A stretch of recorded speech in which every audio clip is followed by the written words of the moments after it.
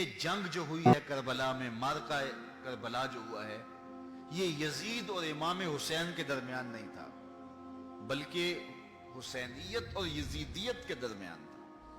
یعنی یہ شخصی لڑائی نہیں تھی، بلکہ نظریات کا تصادم تھا۔ اگر شخصی لڑائی ہوتی تو یزید جیت گیا تھا، بطور شخص حضرت امام حسین شہید کر دیے گئے اور یزید جو ہے وہ تخت و تاج پہ متمکن رہا۔ تو اگر یہ شخصی لڑائی قرار دیں تو یزید جیت گیا اور امام حسین ہار گئے، یہ شخصی اگر لڑائی قرار دیں۔ اور اگر یہ لڑائی نظریات کی قرار دیں، اور جو حقیقت میں نظریات کی لڑائی ہے، تو یزیدیت ہار گئی اور حسینیت زندہ باد ہو گئی۔ یزیدیت کا جنازہ نکل گیا۔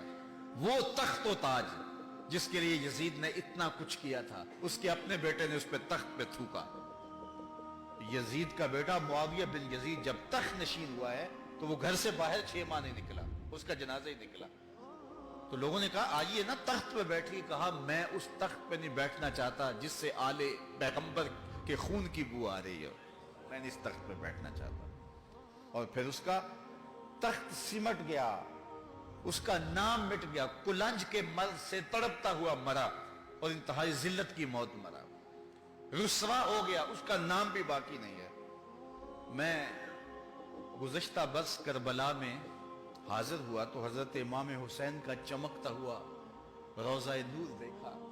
وہ لمحے بڑے دردناک تھے جب ہم کربلا میں پہنچے اور رات کا موقع تھا، تو ہمارے ڈرائیور نے کہا کہ یہ نہر فرات ہے، وہ نہر فرات جو چمکتی رہی اور جس کی لہریں اچھلتی رہی، اور کربلا کا یہ مقدس قافلہ پیاسا رہا۔ تو عجیب قلب کے اندر کیفیات کا ایک جہان تھا۔ یہ تو امام حسین کا روضہ ہے نا، لیکن یزید کا نشان نہیں ملا۔ میں نے تاریخ کی کتب میں ڈھونڈا کہ یزید کی قبر کہاں ہے، تو مجھے تاریخ نے بتایا مزبلہ دمشق، دمشق کے اندر کوئی جگہ ہے جہاں لوگ کوڑا پھینکتے ہیں، تو اس کوڑے کے نیچے کہیں یزید کی قبر ہے۔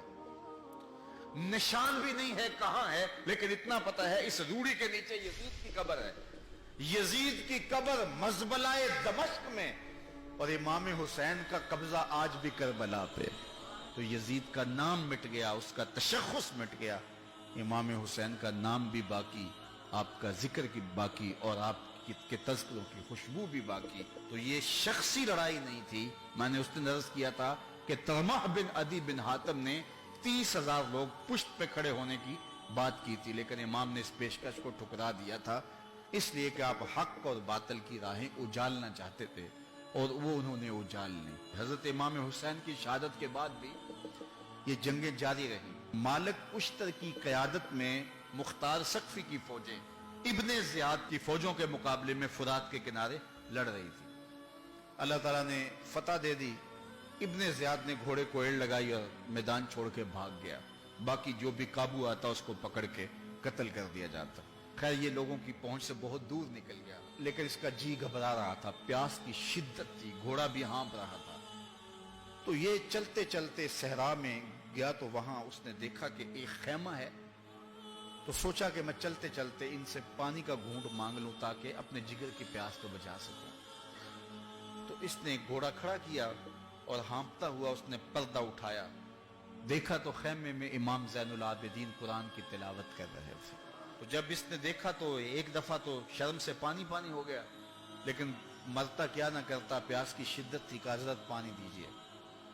امام زین العابدین نے دیکھا اور پھر گھڑے سے کٹورا بھرا اور اس کے ہاتھ میں تھمایا، سمجھا کہ حضرت نے مجھے پہچانا نہیں، پانی پی لیا، شدت کی پیاس تھی، پھر مانگا، آپ نے پھر دیا، تیسری مرتبہ پھر مانگا، آپ نے پھر دیا۔ 3 کٹورے پانی کے پینے کے بعد امام زین العابدین سے کہنے لگا حضرت شاید آپ نے مجھے پہچانا نہیں۔ امام زین العابدین ابھی تک ضبط کیے بیٹھے تھے، آنکھوں سے موٹے موٹے آنسو نکلے۔